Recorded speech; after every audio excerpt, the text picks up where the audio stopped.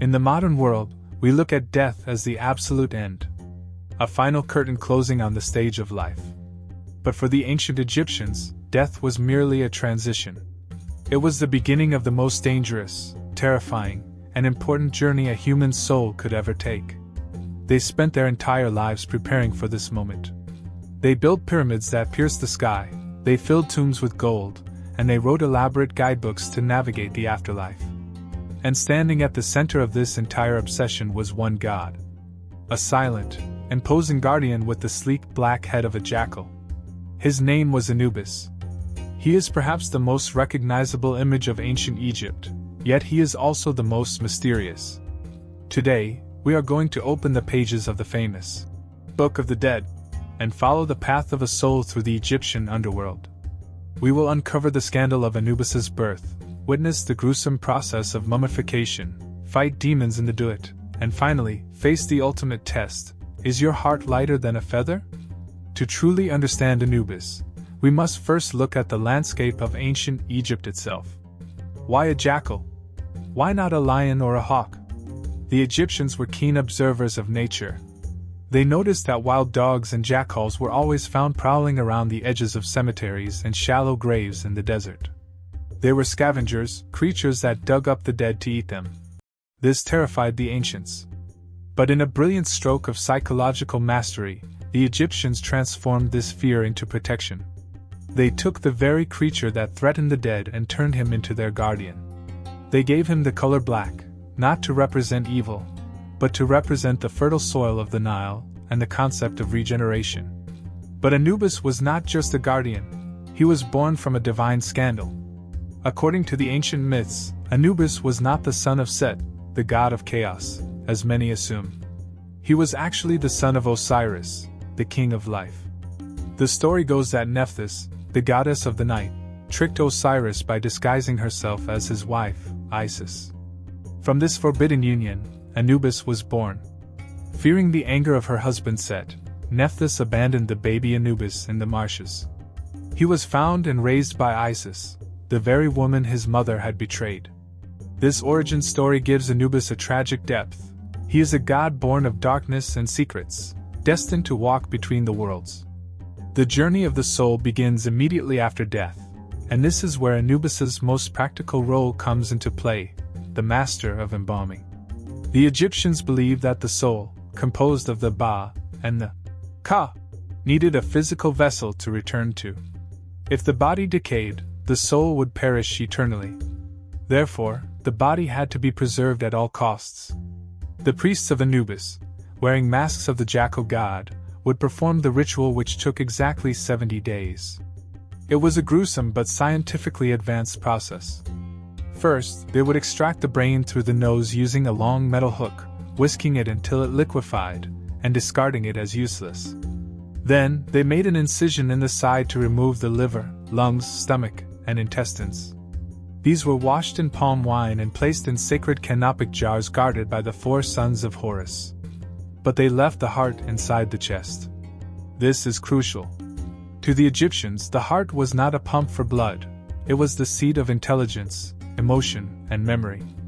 It was the black box of the soul that recorded every good and bad deed a person ever committed.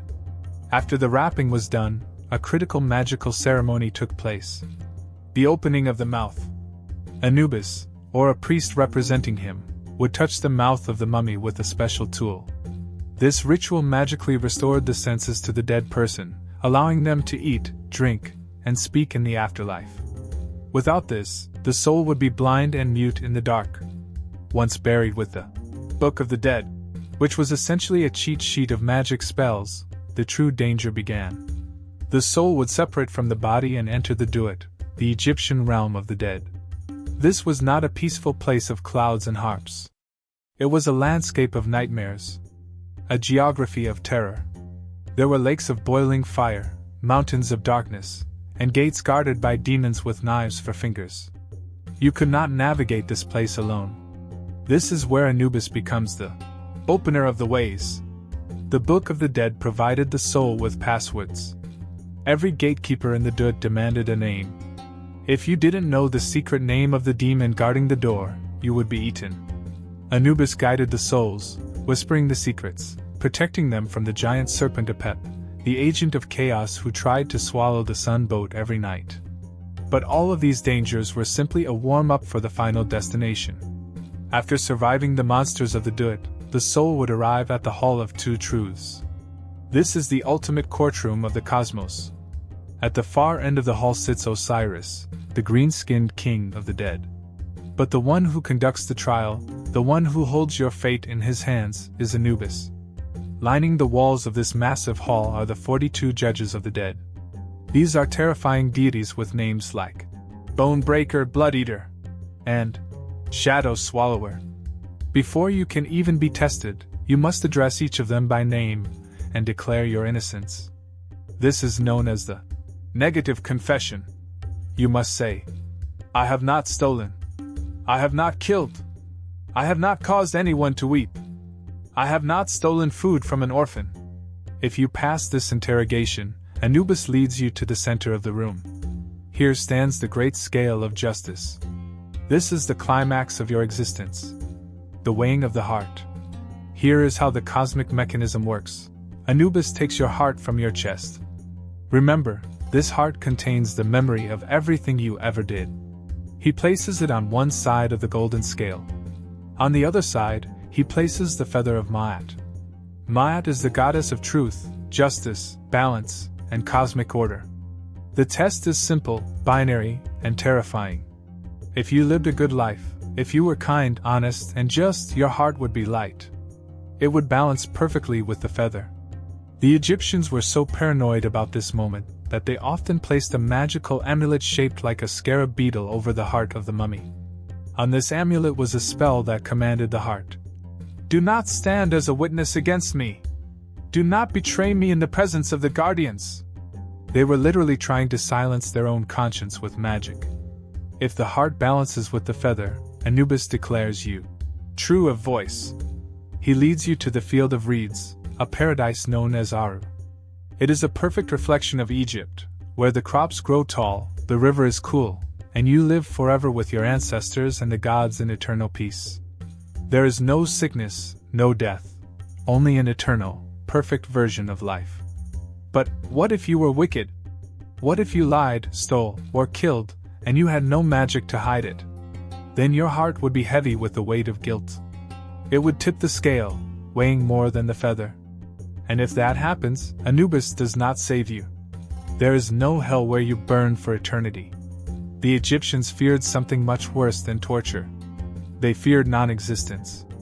Sitting beside the scale is a creature that is the stuff of nightmares. Her name is Ammit, the devourer of the dead. She is a hybrid of the three most dangerous man-eating animals in Africa. She has the head of a crocodile, the front body of a lion, and the hindquarters of a hippopotamus. She sits patiently, watching the scale. If the heart is heavy, Anubis steps aside. He feeds your heart to Ammit. In that instant you die the second death. Your soul is destroyed. You are erased from the history of the universe. No one remembers your name. You have no afterlife, no paradise, no memory. Just eternal, terrifying nothingness. This was the greatest fear of any Egyptian, to be forgotten. Interestingly, Anubis's story did not end with Egypt. When the Greeks conquered Egypt, they were fascinated by him. They saw similarities between Anubis and their own god Hermes, who also guided souls to the underworld.